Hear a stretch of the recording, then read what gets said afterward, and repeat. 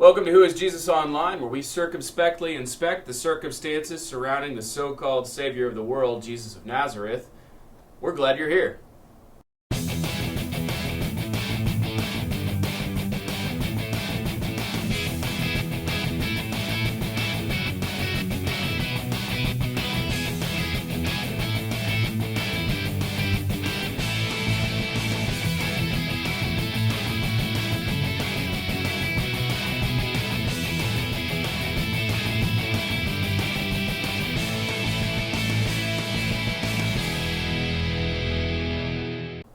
Well, thanks for joining us today. Thanks for checking back in. I know I took a couple of weeks off.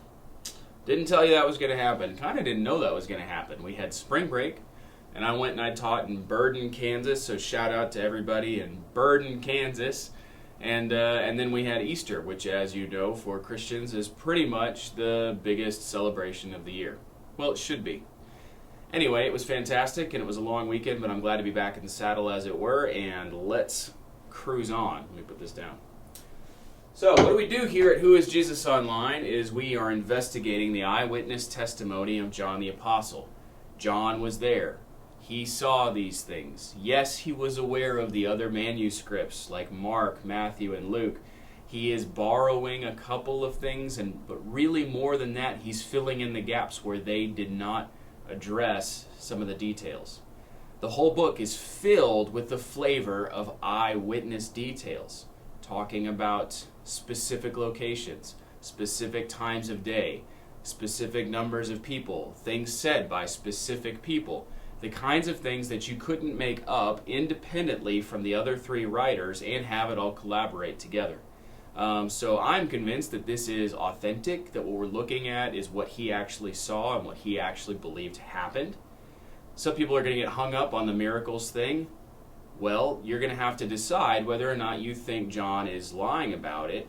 But please don't just dismiss it out of hand because it includes miracles. I think that would be a mistake, and I think that's really not intellectually honest, to be clear with you. All right, so that was fun, little tangent there. Let's jump back in, and today is probably one of my more favorite portions of the first half of John. I really enjoy this section. Jesus is going to cleanse the temple. It's not going to involve Clorox and rubber gloves, but it's going to be kind of intense. So let's find out what happened. This is going to be part 1. We'll finish part 2 next time. So we're in John chapter 2, starting in verse 13. It says, "The Jewish Passover was near, so Jesus went up to Jerusalem. In the temple complex, he found people selling oxen, sheep, and doves, and he also found the money changers sitting there. After making a whip out of cords, he drove everyone out of the temple complex with their sheep and oxen. He also poured out the money changers' coins and overturned the tables. He told those who were selling the doves, 'Get these things out of here. Stop turning my Father's house into a marketplace.'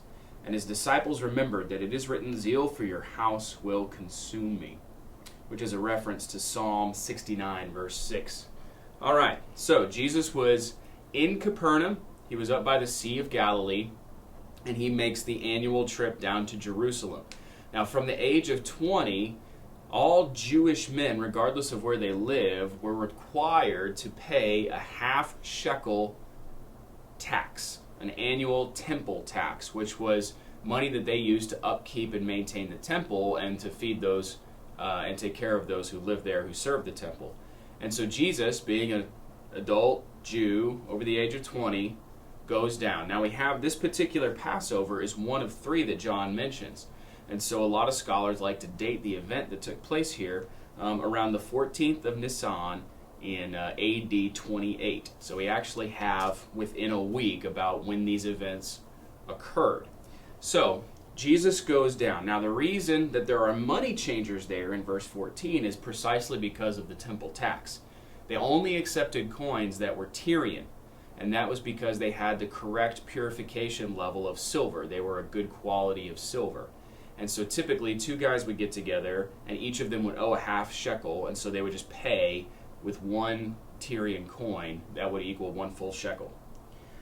So we've got these people there, though, that are changing the money out kind of as a matter of convenience. You don't get the picture that this is because the chief priests are lining their pockets or that anybody is really doing anything here under the table. The interest was probably kind of high, not really the interest, but the tax that they offered this exchange rate at was probably pretty significant, but it doesn't seem to be anything really underhanded going here, but just by a matter of convenience. Let's say you're coming from some other region, like Goshen or something, and you come in and your coins aren't Tyrian, you have to change them out. So that's why the money changers were there. And probably at some point they were outside of the temple. They were probably in the area, but not moved inside the temple. And we're going to find that that's really what's going to really make Jesus angry about this. But there's also all these animals laying around. We've got these sheep, these oxen, these doves, and these are because part of this Passover involves an animal sacrifice, and so celebration of it requires that you have an animal that you sacrifice. Well, again, as a matter of convenience, if you're coming all the way from somewhere else, you don't want to bring 4 or 5 sheep with you. It's much more convenient just to take money, and when you're there, buy it there. It would kind of be like going to Six Flags and not bringing your stroller, but just renting one. You know, it's sort of that same level of convenience. And again, this is probably something that at one point was outside of the temple grounds and is now moved inside the temple grounds. So, Jesus takes all this in. It's probably not a shock to him. This probably is not the first year that this has happened. He has officially started his public ministry, and he is passionately upset by what he sees here. Now, he's going to make a whip out of cords. This isn't to use on people, but this is specifically to get animals out. And some people think that Jesus is a little harsh or a little cruel to animals here, but that's not what's going on. If you've ever tried to make a cow move anywhere, you know that you can kick them, you can punch them, you can lay into those things, and they don't even notice. They're really, really tough. So a whip actually is not cruel, but just kind of how you get it done. If you're going to move something as big as an ox, guess what? You're probably going to need something to move them with. So that's probably what's going on here.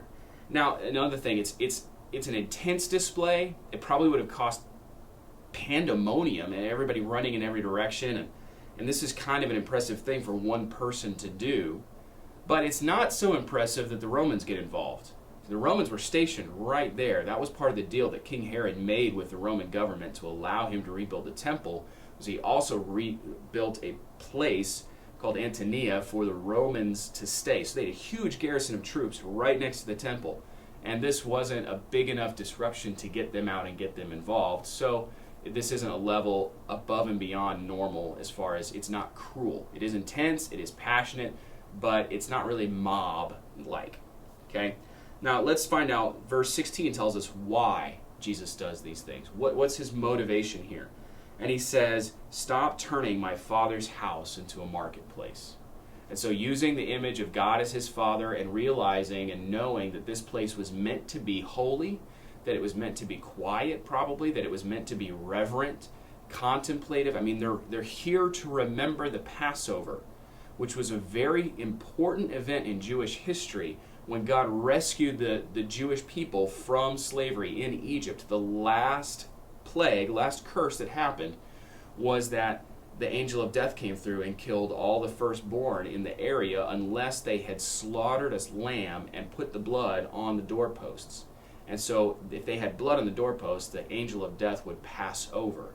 And so they're remembering this significant event, not really necessarily the death of all the Egyptian firstborns, but really the rescuing of them out of Egypt. So this should be a somber event.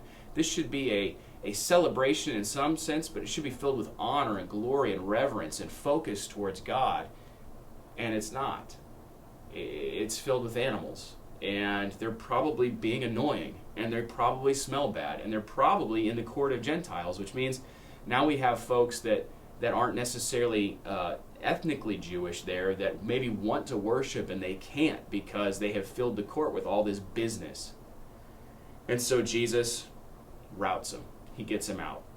Now, there's a second account of this in the Synoptics, and it seems like maybe one of these is in the wrong place and time. I think the more natural reading of the text is that this, in fact, happened again later. That the first time that Jesus went to Passover in his public ministry, he cleansed the temple. Well, one guy doing it next year, especially since they don't really agree with a lot of what he says, they're not going to stop. So they set it back up again, and 2 years later, during Passion Week, he cleanses the temple again. And the disciples remember it, though. It's kind of interesting that they connect this dot with Psalm 69, which isn't really a messianic psalm necessarily, but they connect the dots and they remember, oh, that's right, David was passionate about worship and the house of worship, and that's what he was writing about, but here it has this second meaning, showing that Jesus himself was passionate about worship. So, all right, well, that's all we've got for today. Let's review real quick who we find out that Jesus was as we read through it. So Jesus was Jewish. He celebrates the Passover.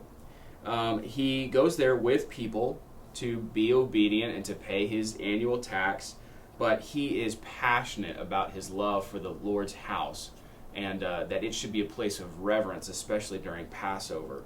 But there's a sense, too, that Jesus is not in any way timid, that he's angry, but he's not angry in a sinful way, that he's showing his authority, but he's not doing it in a sinful way, that he is just demonstrating that he has the ability and the right and the desire and the correct motive to clean God's house.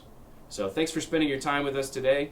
I hope that you get out there and read your Bibles and talk about these things and think about these things and challenge these things and grow deeper in your understanding of who God is. And if you don't believe me, if you're on the opposite side, please come investigate. Please come and look at the text and find out what it actually says, and know that what you're looking at is reliable. It has not been changed from when it was written. So anyway, have a great day and take care of yourselves. Bye.